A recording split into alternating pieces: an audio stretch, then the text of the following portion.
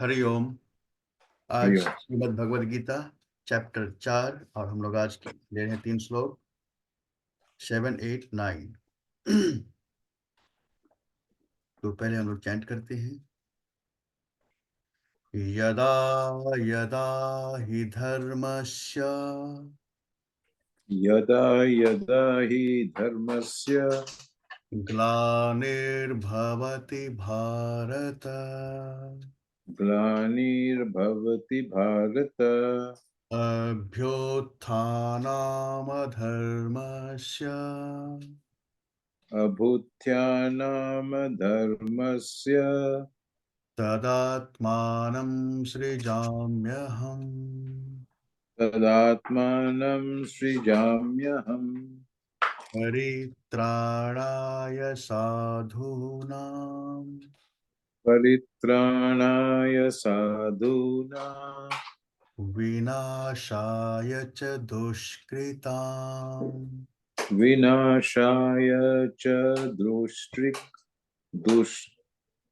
दुष्कृताम् धर्म संस्थापनार्थाय धर्म संस्थापनार्थाय संभवामि युगे युगे। संभवामि युगे युगे। वीतराग भय क्रोधा। ये तो आपका जन्म कर्म है। 9 नंबर। जन्म कर्म च मे दिव्यम् जन्म कर्म च मे दिव्यम् एवं यो वेत्ति तत्त्वतः एवं यो वेत्ति तत्त्वतः त्यक्त्वा देहं पुनर्जन्म त्यक्त्वा देहं पुनर्जन्म नैति मामेति सोऽर्जुन। नैति मामेति सो अर्जुन। आज के श्लोक में भगवान अपनी प्रतिज्ञा को दोहराते हैं और जो प्रतिज्ञा उन्होंने की है, और ये बात हर अवतार में वो इसकी घोषणा करते हैं। रामायण में भी तुलसीदास जी कह रहे हैं कि जब जब होई धर्म के हानि, यानी जब जब धर्म का अवतार लेता है तब तब जो है भगवान अपने रूपों को रचते हैं और वो अवतार लेते हैं। इसी तरह यही चीज यहाँ गीता में भगवान कह रहे हैं, यदा यदा ही धर्मस्य ग्लानिर्भवति भारत। तो ये बता रहे कंडीशन, ये जब कंडीशन होता है तो भगवान धरती पे आते हैं। वैसे तो वो धरती पे है ही, सबके भीतर वो तो मौजूद हैं, परंतु उनका विशेष इनकारनेशन होता है तब जब ये कंडीशन पूरे होते हैं। कंडीशन क्या बता रहे हैं कि जब धर्म की ग्लानि होती है, जब धर्म का बिल्कुल ही मतलब कि ह्रास होने लगता है, उसका कम होने लगता है। और दूसरा दूसरा क्या बता रहे हैं, अभ्युत्थानम अधर्मस्य। और ये नियम है, अगर धर्म का पतन होगा तो अधर्म बढ़ेगा, क्योंकि दोनों में तो हमेशा लड़ाई है। जैसे हमारे भीतर जो हमारा मन है, पॉजिटिव और नेगेटिव, अगर नेगेटिव विचार अगर हमारे ज़्यादा आते रहेंगे तो पॉजिटिव हमारा कम हो जाता है। ये हम सब एक्सपीरियंस करते हैं। जो जिस विचार की अधिकता होगी उसका पॉजिटिव विचार कम होने लगेगा, है ना। तो अगर आपके नेगेटिव विचार आ रहे हैं तो आपको क्या करना है, उसको रिप्लेस करना है पॉजिटिव से। जैसे आपने पॉजिटिव पे ध्यान देना शुरू किया तो पॉजिटिव बढ़ता जाएगा, नेगेटिव अपने आप रिड्यूस हो जाएगा। ये नियम है, एक बढ़ेगा तो दूसरा अपने आप डाउन होगा। तो भगवान कह रहे हैं कि जब बाहर ऐसा होता है सिचुएशन कि धर्म को तो बिल्कुल डाउन हो जाता है, धर्म डाउन हो गया तो अधर्म बढ़ गया, अधर्म अधर्म बढ़ गया है तो धर्म धर्म डाउन हो गया है। लोग जो है सभी पापी हो गए हैं अधिकतर। पाप का बोलबाला है, अधर्म अत्याचार हो रहा है, धार्मिक बहुत कम बच गए हैं, गिने-चुने बच गए हैं। तो ये समय होता है भगवान का इन्कार्नेशन लेने का, क्योंकि अब कोई इसको ठीक नहीं कर सकता। इतना मतलब कॉम्प्लिकेटेड हो गई सिचुएशन कि अब कोई ठीक नहीं हो सकता। अब भगवान को अवतार लेना ही पड़ेगा, तभी ये ठीक होगा। तो ये बता रहे हैं कि जब-जब धर्म की ग्लानि होती है और अधर्म का उत्थान होता है, तदात्मानं सृजाम्यहम्। तब मैं अपने आप को, आत्मानं मतलब मैं अपने आप को, स्वयं को सृजन करता हूँ, मतलब रचना करता हूँ। मतलब तदात्मानं सृजाम्यहम्, सृजाम्यहम् मतलब सृजन करता हूँ, मतलब अपने आप को रचता हूँ, अपने आप को सबके सामने लाता हूँ। उससे पहले तो मतलब है तो नहीं, बट उसके पहले वो हिडन है। हिडन भगवान सबके हृदय में मौजूद हैं। तो हाँ, तो वहाँ भी देखिए भगवान फिर अपने आप को मैनिफेस्ट करते हैं। मैनिफेस्ट करते हैं। यस, मैनिफेस्ट करते हैं, क्योंकि बिना मैनिफेस्ट किए फिर वो होने वाला नहीं, क्योंकि इतना बाहर इतना हो गया है, इतना अधर्म बढ़ गया है, धर्म डाउन हो गया है। अब इसको कोई इसको ठीक नहीं कर सकता जब तक कि भगवान को खुद ना आए, तब तक ये हो नहीं सकता। तो इस कंडीशन में भगवान अपने आप को सबके सामने में लाते हैं, मैनिफेस्ट करते हैं। और ये वही है कि भगवान के 10 अवतार, वैसे भागवत में 24 अवतार की बात की गई है, तो मेन 10 अवतार हैं। कच्छप, ये सब मीन, कच्छप, वराह, ये सब बहुत सारे अवतार हैं। तो टाइम टू टाइम वो आते हैं। अवतार भी भगवान के 3-4 तरह के। एक तो है कि अंशावतार। अंशावतार में क्या होता है कि वो किसी अंश रूप में आते हैं, काम करके अपना चले जाते हैं। वो ऐसे पूरा जन्म लेके पूरी जीवन नहीं जीते हैं। जैसे कि आप देख लीजिए कि नरसिंह अवतार। तो नरसिंह भगवान जब आए थे तो सिर्फ इस एक पर्पज के लिए आए थे। हिरण्यकशिपु को मारने के लिए आए थे। वो तुरंत प्रकट हुए, हिरण्यकशिपु को मार दिए और फिर काम करके अपना चले गए। ये उनका जो अवतार होता है, ये अंश अवतार है। ऐसे कई अवतार उन्होंने लिया। मछली का अवतार लिया कि पूरा प्रलय आ गया था, तो सबको बचाने के लिए मछली का अवतार लिया उन्होंने। सब पे अपनी पीठ पे सबको ले गए। वराह अवतार लिया कि जब धरती को हिरण्यकशिपु का भाई हिरण्याक्ष जाके समुद्र में डुबा दिया था, तब वराह अवतार लेकर के उसको मार के पृथ्वी को बाहर लाए। तो ये सारे अंशावतार हुए। फिर एक होते हैं पूर्णावतार। पूर्णावतार में भगवान जन्म लेते हैं और जन्म लेकर अपने जीवन को बिताते हैं और फिर पूरे जीवन क्रम में अपना सारा काम करके फिर वो जाते हैं। तो पूर्णावतार में आप श्री राम ले लीजिए। श्री राम हैं, उनके साथ-साथ सजित सभी आए थे वहाँ से। लक्ष्मण, ये सब भरत शत्रुघ्न सब ऊपर से ही उनके वैकुंठ से ही आए थे। तो ये सब हो गया आपका पूर्णावतार। पूर्णावतार में जन्म लिया और पूरा जीवन लाइफ उन्होंने जिया और फिर जीवन भी जिया और पूरा कर्म काम करके कार्य करके चले भी गए। ये पूर्णावतार। और तीसरा है परम अवतार, सुप्रीम इन्कार्नेशन। तो परम अवतार श्री कृष्ण को कहते हैं, क्योंकि श्री कृष्ण अवतार में भगवान का पूरा मैनिफेस्टेशन हुआ है। इसमें आप देखिए कि इनके जो भगवान कृष्ण के जो कर्म है, लाके दिखाना चाहिए। तो ये जो है ये बहुत ही एक सुप्रीम, बिल्कुल सुपर नेचुरल है सारा। आज जन्म लिया है और कल से ही उन्होंने सबको संहार करना शुरू कर दिया। आज जन्म लिया है और कल से ही जो गोकुल में गए, तो कंस ने जो राक्षस भेजना शुरू किया था, पूतना, सबसे पहले उन्होंने पूतना को मारा।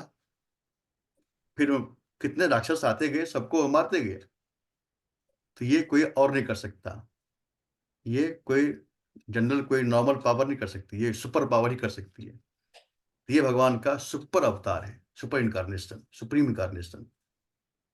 तो इसमें भगवान के देखिए जितने भी उन्होंने लीला किया है सभी। अब रास देखिए, महारास, महारास में रास लीला की, ये किसी की समझ में आ नहीं सकता। लोग समझेंगे कि भाई मतलब लड़कियों के साथ रहना ही रासलीला है, जबकि ऐसा नहीं है। उसमें बहुत गहरी बात है उसके अंदर। वो सिर्फ आत्मा परमात्मा का मिलन था, वो शरीर का मिलन नहीं था। और उसमें बहुत बड़ी रहस्य है कि कौन सब थे। पहले के ऋषि मुनि सब थे, वो गोपी बन के आए थे और वो परमात्मा, भगवान रूपी परमात्मा के साथ सबका संयोग होता है। जितने गोपी उतने कृष्ण थे उस रास में। ये नहीं कि एक ही कृष्ण सबके साथ मिल रहे हैं, ऐसा नहीं। जितनी गोपियां थी उतने कृष्ण थे, और तब रासलीला हुई थी। तो ये जो भी भगवान ने उस कृष्णावतार में कर्म किए हैं वो सारे ही मतलब कि सुपर नेचुरल कर्म है। वो किसी की बुद्धि में नहीं आ सकती वो कर्म। इसीलिए ये अवतार उनका परम अवतार है। तो ये है भगवान का। और एक और अंश अवतार में आता है कि किसी भी नॉर्मल मनुष्य के, जो नॉर्मल मनुष्य साधारण मनुष्य है जिसने जन्म लिया है, उसके हृदय में प्रकट होना। वैसे देखिए, महात्मा बुद्ध, महात्मा बुद्ध क्या थे? नॉर्मल किसी राजा घर में पैदा हुए, और उन्होंने जब घर छोड़ के बाहर गए तो उनको ज्ञान हुआ, तो उनके हृदय में ही ज्ञान का अवतार हुआ। तो महात्मा बुद्ध कहलाए। महावीर, ये सारे जितने भी हैं ये सब भगवान के अंशावतार ही कहलाएंगे। कि मतलब इनके विशेष वो नहीं है भगवान उतरे, नॉर्मल मनुष्य के अंदर ही साधना से वो प्रकट हुए। तो इस तरह से ये अवतार हम सब में हो सकता है। भगवान का जो ये अवतार है अंशावतार, हम सबके भीतर हो सकता है, क्योंकि हम सब भगवान के अंश ही हैं। ईश्वर अंश, जीव अविनाशी, चेतन अमल सहज सुख राशि। ये भगवान रामचरितमानस में है कि उसी ईश्वर का अंश है ये जीव, और उसी तरह अविनाशी है, चेतन है, अमल मतलब कि बिल्कुल ही फ्लॉलेस है, कोई फ्लॉ नहीं है इसके अंदर। चेतन अमल सहज सुख राशि, सुखों की खान है, आनंद, आनंद का स्वरूप है।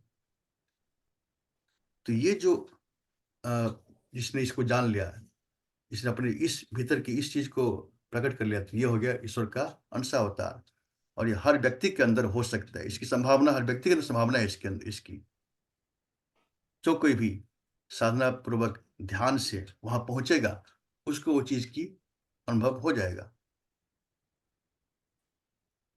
तो ये भगवान इस श्लोक में कह रहे हैं कि जब धर्म की ग्लानि होती है, अधर्म का उत्थान होता है, तब मैं अपने आप को मैनिफेस्ट करता हूँ, सबके सामने लाता हूँ वो कार्य पूरा करने के लिए। कार्य क्या करते हैं वो कार्य बता रहे हैं 8 में। कौन सा कार्य करने के लिए आते हैं? तो कह रहे हैं परित्राणाय साधूनाम विनाशाय च दुष्कृताम। साधु पुरुषों की, जो सज्जन हैं, जो बिल्कुल ही मतलब निर्दोष हैं, ऐसे जो लोग हैं, उनकी रक्षा करने के लिए, जिसका कहते हैं ना कि निर्बल के बलराम, जो निर्बल है उसको उसको कोई बलशाली सता रहा है, तो उस निर्बल की रक्षा करने के लिए, है ना। और जो बल के अभिमान में चूर है और निर्बल को सता रहा है, तो ऐसा जो अभिमानी है, बलवान अभिमानी है, तो उसको विनाश करने के लिए। तो जो निर्बल है, जो असहाय है, उसकी रक्षा करने के लिए। और जो बिल्कुल अभिमानी अहंकारी, अपने बल से, बल के में जो किसी को मानता नहीं है, ऐसे अभिमानी का, ऐसे दुष्ट का संहार करने के लिए। और तीसरा कार्य कह रहे हैं धर्म संस्थापनार्थाय, और धर्म की स्थापना करने के लिए। तो जैसे ही दुष्ट का विनाश हुआ और साधुओं, साधु पुरुषों की रक्षा हो गई, वो बच गए, तब क्या होगा? धर्म की स्थापना होगी। क्योंकि धर्म की स्थापना किससे है? धार्मिक लोगों से है। धर्म, ऐसे धार्मिक लोग हैं तभी धर्म है। अधार्मिक है तो धर्म नहीं है, धर्म खत्म है। धर्म की रक्षा धर्म के मानने वाले ही करेंगे। तो धर्म को मानने वाले, उनको भगवान ने बचा लिया, दुष्टों का संहार कर दिया। अब धर्म की स्थापना हो गई। ये 3 चीज भगवान करते हैं, और इसके लिए वो संभवामी युगे युगे, मैं युग युग में, ये नहीं कि सिर्फ द्वापर में ही, त्रेता में ही, सतयुग में ही, युगे युगे, हर युग में मैं आता हूं, अपने आप को लाता हूं सबके सामने में, 3 कार्य करता हूं। तो 3 युग तो बीत गए, सतयुग, त्रेता, द्वापर। हम लोग अभी कलयुग में हैं। तो कलयुग में भी भगवान का ऐसा इनकारनेशन के लिए अभी वो कंडीशन नहीं हुआ है। वो कंडीशन होने में अभी टाइम है। तो उसका भी डिक्लेयर हो चुका है कि वो कल की अवतार लेंगे। कल की अवतार होगा, जिसमें कि वो भी तब होगा जब हर तरफ बोलबाला होगा धर्म का, गिने चुने लोग रह जाएंगे, धार्मिक लोग। तब भगवान आएंगे कल की अवतार में, और उन सबका संहार करके जो बचे रहेंगे उसकी रक्षा करके फिर धर्म की स्थापना होगी, फिर सतयुग का प्रारंभ होगा। लेकिन तब तक भगवान अभी डिसअपियर नहीं हुए हैं। तब तक के पास भगवान से के पास जुड़ने का हमारे लिए साधन है, ध्यान साधना। इसके द्वारा हम अपने भीतर उस सत्ता तक पहुंचे और अपने आप को उनके साथ जोड़कर कनेक्ट करके, और इस आवागमन से मुक्त करने का हम प्रयास करने के लिए हर व्यक्ति स्वतंत्र है। हर व्यक्ति का अधिकार है, ये मौलिक अधिकार है। यही मौलिक अधिकार है हर व्यक्ति का, कि वो उसको मुक्ति पाने का अधिकार हर जीव को है, जीव मात्र को है। लेकिन जीव बंधन में पड़ता है, बार बार आता है, बार बार जाता है, बार बार जन्म लेता है, बार बार वो सारे दुख सहता है। तो वो चाहे तो इस कुचक्र को तोड़ सकता है, और ये तोड़कर वो सदा के लिए सुखी हो सकता है, सदा के लिए आनंदित हो सकता है। इस अवतार के लिए कोई वेट करने की जरूरत नहीं है, कोई इंतजार नहीं है। इस अवतार के लिए हम नाउ एंड हियर, अभी अभी से शुरू कर सकते हैं। कोई अभ्यास, ये ध्यान साधना जब से शुरू कर दिया आदमी, तभी से वो रास्ते पर चल गया है ना। इसके लिए कोई कलयुग बीच में नहीं आता है कि कलयुग है, ये है, कोई नहीं है इसके अंदर। इसके लिए इसके लिए यही जो अपने भीतर भीतर भगवान को प्राप्त करने के लिए, अपने हृदय के हाँ, भीतर हाँ। अपने भीतर भगवान को महसूस करने के लिए, रियलाइज करने के लिए, इसके लिए कोई समय युग काल बाधा नहीं है। इसके लिए बाधा क्या है? तो आदमी का खुद अपना मन स्थिति, माइंड सेट, वही बाधा है। उसका जो मन अटैच है इसमें, सांसारिक काम वासनाओं में, यही बाधा है उसकी। ये आसक्ति बाधा है। अगर ये उसने दूर कर लिया तो वो भगवान तो इंतजार कर रहे हैं, यहाँ बैठे हैं। वो कह रहे हैं कि तुम नीचे उतरो, मैं तो तुम्हें दिख दिख जाऊंगा। लेकिन हम सब लोग इसी लेवल पे सारा काम करते हैं। हर व्यक्ति माइंड लेवल पे ही सब कुछ चल रहा है। पैसा, धन, इज्जत, शोहरत, दौलत, इस ये सब यहाँ का खेल है। जैसे हम यहाँ से नीचे उतरते हैं, हम देखते हैं यहाँ परम शांति, परम आनंद है, परम सुख है। उसको भी बैलेंस यही करता है। ठीक है, भौतिकता में करना है, भौतिकता की उन्नति हमें करनी है, लेकिन भौतिकता की उन्नति के साथ साथ हमें मन की शांति जो मिलेगी वो यहाँ से मिलेगी। और मन की शांति ही असली संपत्ति है। अगर वो नहीं है तो हम कितनी भी भौतिकता के धनी हो जाएं, हम भीतर से गरीब हैं। क्योंकि गरीब क्या है, गरीबी क्या है कि दूसरे पे निर्भरता, वो गरीबी है। और अगर हम अपने पे आत्मनिर्भर हो गए तो हम समृद्ध हैं। तो जो आत्मनिर्भर है वो समृद्ध है, और जो दूसरे पर निर्भर है वो गरीब है। दूसरा क्या हो गया? पैसा ही है तो पैसे पे आप निर्भर हो। आप मतलब अपने हर जगह घर में सब कुछ रखे हो, आप बीपी चेक कर रहे हो, आप शुगर चेक कर रहे हो, ये कर रहे हो, मतलब दवाई पर निर्भर हो, ये निर्भरता हो गई। इसको धनी नहीं कहेंगे। भीतर से आदमी खोखला है, गरीब है। लेकिन जो बिल्कुल ही अपने लाइफ को एक स्मूथलेस लाइफ जी रहा है, स्मूथ लाइफ जी रहा है, वही व्यक्ति सुखी है, वही व्यक्ति धनी है। जिसने अपने परम धन को जान लिया है, परम धन को जो प्राप्त कर लिया है। वो नहीं मिला तो समझे कि आपने हीरा के बदले कौड़ी ले लिया।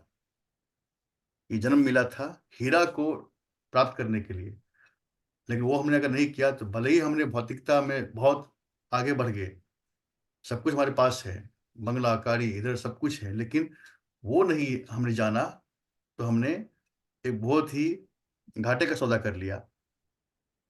अंत में हम जाएंगे तो खाली ही जाएंगे। तो हमें तो अभी आपने क्या बताया,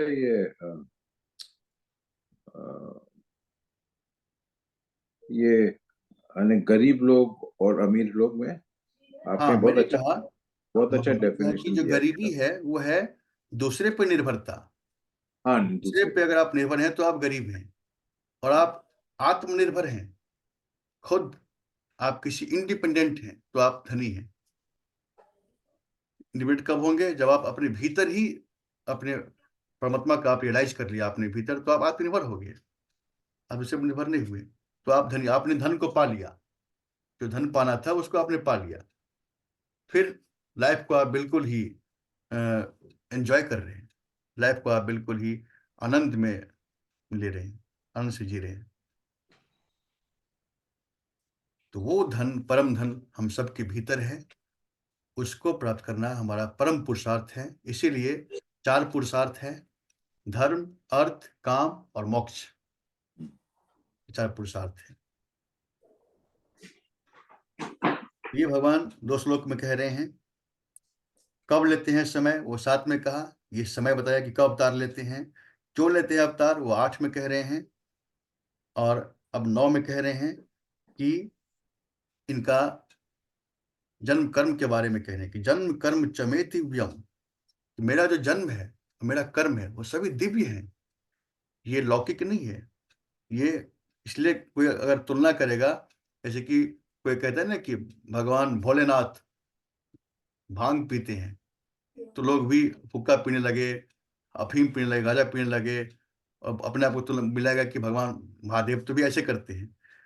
तो ये जो है, ये मूर्खता है और ये बहाना है कि हम नशा नहीं छोड़ सकते, तो भगवान का सहारा लेकर के वो भी तो कर रहे हैं, तो हम भी कर रहे हैं, कोई बात नहीं, अपने आप को भक्त भी कर रहा है और हुक्का चिलम भी पी रहा है और बोल रहे हैं कि महादेव तो करते हैं।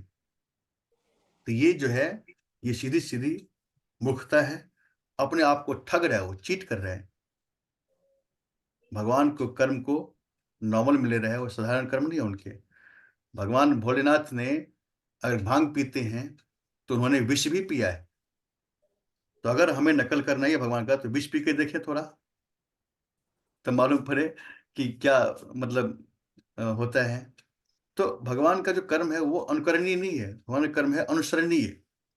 हम उनका अनुसरण कर सकते हैं, अनुकरण नहीं कर सकते। उनका मतलब कि उसी कर्म को रिपीट करना। अनुसरण मतलब कि उनके कर्मों से सीख लेना, शिक्षा लेना। ये हो गया अनुसरण और अनुकरण, ये दोनों में डिफरेंस है। अनुकरण वही करना जो वो कर रहे हैं, और अनुसरण जो उन्होंने किया है उससे हम शिक्षा लेकर हम अपनी लाइफ में उसको मेरी लाइफ में इम्प्लीमेंट कर रहे हैं। वो गया अनुसरण। भगवान के कर्मों से हमें अनुसरण करना चाहिए, शिक्षा लेकर। तो भोलेनाथ ने अगर भांग चढ़ता भी है उनके ऊपर, तो उसका रीजन है, उसका वो है। उसका ऐसे नहीं चढ़ता है वो पीते हैं भांग, ऐसा नहीं है। लोग पीने वाले अपना कर लेते हैं। बेलपत चढ़ता है तो उसका भी रीजन है। जल से ही खुश होते हैं, उसका भी रीजन है। ये सब मतलब जो है, भगवान के सबसे जुड़ा हुआ है, दिव्य है उनका। तो इसलिए आज कह रहे हैं। आपके आज आपके बेलपत्र का क्या कारण है? किसका? जो हम शिव जी को बेलपत्र, शिव जी को इतने प्रिय है, हम्म। तो इसके पीछे क्या कहानी है? इसके पीछे एक प्रसंग है कि जब भगवान ने, भोलेनाथ ने समुद्र मंथन में विष पिया था, क्योंकि विष तो कालकूट विष था, और विष में इतनी अग्नि थी, इतना इतना गर्मी था उसमें, उसकी ज्वाला से पूरा ब्रह्मांड जलने लगा था। धधकता हुआ पूरा, मतलब वो था आग, वो विष था। उसको जब भगवान ने पी लिया और शराब पी करके कंठ पे रोक लिया, कंठ पे रोक लिया, तो वो वहां रुक गया। वहां से नीचे उन्होंने उतारा ही नहीं, इसी नीलकंठ हो गया वो। लेकिन उसके प्रभाव से उनका जो है शरीर में पूरी गर्मी होने लगी, शरीर में पूरी जलन होने लगी। और उनको जलन हो रहा है तो पूरे ब्रह्मांड में जलन होने लगी, क्योंकि उनका शरीर पूरा ब्रह्मांड है ना। तो अब सबने ये सोचा कि कैसे इनकी जलन शांत कैसे हो। तो जो देवताओं के वैद्य हैं अश्विनी कुमार, उन्होंने कहा कि एक जड़ी बूटी है यहाँ पे, बेल का पत्ता है। बेल के पत्ते और जल अगर उनके सिर पे दिया जाए, तो इनका जो भीतर का जो जलन है वो शांत हो जाएगा। ओह, वहां अच्छा। पर तुरंत जो है बेल के पत्ते तोड़ के लाए गए, बेल के पत्ते उनके सिर पे दिया और जल जल दिया गया, तो उससे भीतर सब शांत हो गया। तो महादेव को बड़ी शांति मिली। खैर, उनको तो सबको शांत करने वाले हैं, वो खुद उनको अशांति हो ही नहीं सकती है, लेकिन उनको उससे नुस्खा से काफ़ी भीतर वो आराम और शांति मिली। तब तभी से उन्होंने कहा कि ये जो है बेलपत्र और जल मुझे बहुत प्रिय है। जो भी मुझे बेलपत्र जल चढ़ा के मुझसे मुझे पसंद कर सकता है। इसीलिए वो उनको जल और बेलपत्र चढ़ाया जाता है।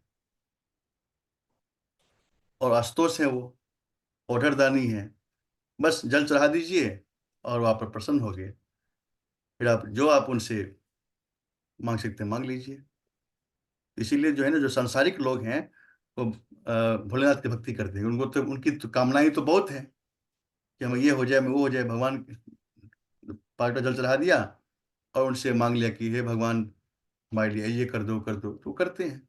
लेकिन भगवान अपना साथ उसी को देते हैं जो निष्काम भक्ति करता है। उसको भगवान खुद आ जाते हैं। जो सकाम भक्ति करते हैं उसको भगवान अपने से दूर कर देते हैं, मतलब उसकी मांग को पूरी कर देते हैं। मांग आपकी पूरी हो गई तो आप भगवान से दूर हो गए ना। हम्म। चीज आपको चीज मिल गई, ठीक है। जैसे वही बात हो गई कि अ, दुर्योधन और अर्जुन दोनों गए थे भगवान कृष्ण का साथ मांगने के लिए महाभारत से पहले। तो भगवान ने दो शर्त रखी कि एक तरफ तो मैं बिल्कुल निहत्था हूं, मैं शस्त्र भी नहीं उठाऊंगा, और एक तरफ मेरी सारी नारायणी सेना है। इन दोनों में जो चाहते हो ले लो। सबसे पहले मौका दिया गया था अर्जुन को, क्योंकि अर्जुन सबसे पहले भगवान ने अर्जुन को देखा, और अर्जुन जो है पैरों के पास खड़ा था और दुर्योधन उनके सिर के पास खड़ा था, है ना। तो बोला भी दुर्योधन कि भगवान पहले तो मैं आया, बोले कि आप आए, लेकिन मैंने देखा सबसे पहले अर्जुन को देखा। इसीलिए इस चॉइस लेने का अधिकार पहले अर्जुन को है। तो अर्जुन को बोला, अर्जुन तुम बताओ कि तुम दोनों में से क्या लोगे। एक तरफ मैं निहत था और एक तरफ मेरी सारी सेना। तो अर्जुन कहा कि प्रभु मेरी सेना से क्या काम है, मुझे तो बस आप चाहिए। आप जहां हैं बस मुझे इसी में संतुष्टि है और कुछ नहीं चाहिए। तो जब वो भगवान को मांग लिया कृष्ण को, तो दुर्योधन मन ही मन खुश हुआ। अच्छा किया इसने मांग लिया निहत था, निहत से मुझे क्या काम है, मुझे तो सेना चाहिए। तो उसको सेना चाहिए था। तो इसीलिए भगवान जो सकाम भक्त कर सकाम कर्म करने वाले हैं, जिनको बहुत ही फलों फलों की कामना है, उसको भगवान उसकी मांग को पूरी कर देते हैं। जो तुम चाहिए वो चीज दे दिया। तो चीज जैसी आपको मिल गई, इसका मतलब भगवान आपसे दूर हो गए, आपके पास चीज आ गई। लेकिन अगर आप निष्काम भक्ति करते हैं तो आप सिर्फ भगवान को ही मांगते हैं, भगवान से भगवान को ही मांगते हैं। भगवान आपके साथ हैं तो फिर किसी की कमी नहीं है, फिर विजय आपकी है, सब कुछ आपका है। बुद्धिमानी इसी में एक, भगवान से भगवान को मांगा जाए, यही बुद्धिमानी है। इसीलिए बुद्धिमानी अर्जुन ने की। और दुर्योधन तो अहंकारी था ही पहले से, तो वो लेकर के भी कुछ नहीं मिला उसको, कुछ नहीं लिया उसने। इसीलिए हम लोग को भी भगवान से निष्काम भक्ति करनी है, भगवान से भगवान को ही मांगना है। इसमें कह रहे हैं भगवान की जन्म कर्म चमे दिव्यम, मेरा जन्म लेकिन और कर्म। लेकिन लेकिन एक ये बात भी सोचने की है हम्म। कि नारायणी सेना थी भगवान कृष्ण की। हम्म। अब वो सामने से अपने मालिक पे कैसे वार करे? बिल्कुल सही बात है। ये वही तो बात है, बुद्धिमानी। अब अहंकार, अहंकार के आगे में बुद्धि तो वो हाँ। हो जाती है ना, बुद्धि तो भ्रष्ट हो जाती है। हाँ। दुर्योधन को इतना नहीं ध्यान था कि नारायण से नाम ले रहे हैं तो नारायण, सामने नारायण है तो क्या नारायण पे वो वार करेगा। लेकिन उसको तो बस सेना से मतलब था, सेना ले लिया, वो खुश, उसी में खुश था वो। हमें भगवान को ही लेना है, ये बुद्धिमानी करनी है कि भगवान से भगवान को ही लिया जाए, भगवान को ही मांगा जाए।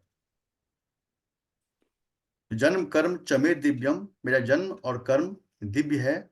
यो वेत्ति तत्वतः, कहते हैं कि जो ऐसा जानता है, जो इस तत्व को जानता है कि मेरा जन्म और कर्म सामान्य नहीं है, दिव्य है, डिवाइन है। तो वो कह रहे हैं कि त्यक्त्वा देहम पुनर्जन्म, कहते हैं कि ऐसा व्यक्ति जब ये शरीर को छोड़ता है तो उसका पुनर्जन्म नहीं होता है। नैति मामेति सो अर्जुना, कह रहे हैं कि उस वो मुझे ही प्राप्त होता है, हे अर्जुन, उसको मैं ही मिलूंगा। क्योंकि उसने ऐसा जान लिया, मेरे बारे में उसको ज्ञान हो गया, मेरा जन्म कर्म दिव्य है, और तब जान करके वो मेरे साथ जुड़ा हुआ है, तो उसको इस शरीर छोड़ने के बाद पुनर्जन्म नहीं होगा और मेरी ही प्राप्ति होगी, इसमें कोई डाउट नहीं। इस तरह से हम लोग भी भगवान की ऐसी इससे वैसी भक्ति करें, ऐसा अपना भीतर ऐसा ज्ञान रखें कि हम जो कुछ भी कर रहे हैं सब भगवान के अर्पित है, भगवान ही इसके बीच में केंद्र में है, हम सिर्फ माध्यम हैं। तो बस भगवान हमारे केंद्र में है, तो वो ये शरीर छूटने के बाद भी, जब भी शरीर छूट जाए, तो भगवान ही हमारे साथ रहेंगे, हमारा रिवर्थ नहीं होगा।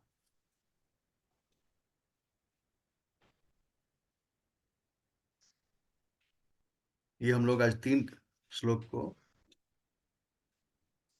ठीक है, तो फिर नेक्स्ट के लिए 10, 11, 12। हाँ नेक्स्ट हम लोग 10, 11, 12 कर लेते हैं।